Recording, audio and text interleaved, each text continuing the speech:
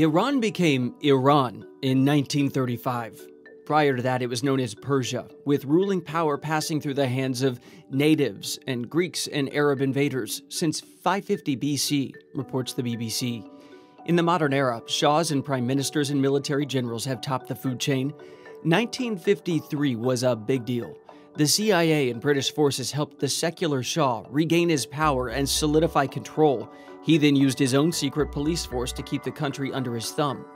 PBS writes that beginning in 1976, the Shah set about changing basic things like the calendar from an Islam-focused format to one based rather on the Persian Empire. It didn't go well.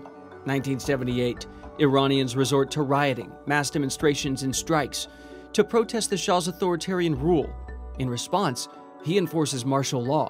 But in 1979, he loses control, and the Islamic Revolution, led by Ayatollah Khomeini, seized the reins of government, rebranding the nation as the Islamic Republic of Iran.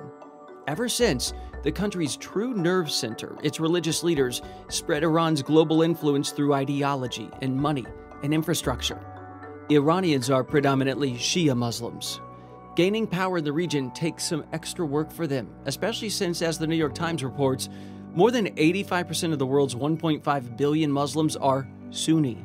They live across the Arab world, as well in countries like Turkey, Pakistan, India, Bangladesh, Malaysia, and Indonesia. Getting a foothold in neighboring countries is a way for Iran to exert influence by way of politics and religion, and avoid Sunni hegemony.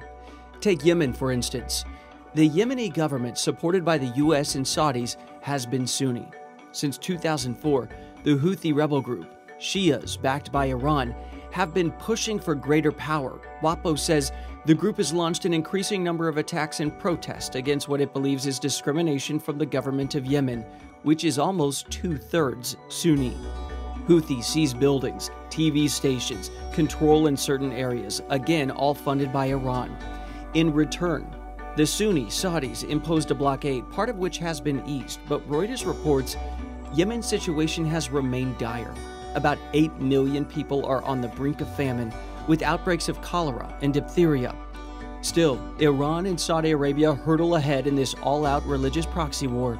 The Guardian noting, there's no end in sight, with 7 million people dependent on aid in what the UN has described as the world's worst humanitarian disaster. The civil war has so far claimed 10,000 lives.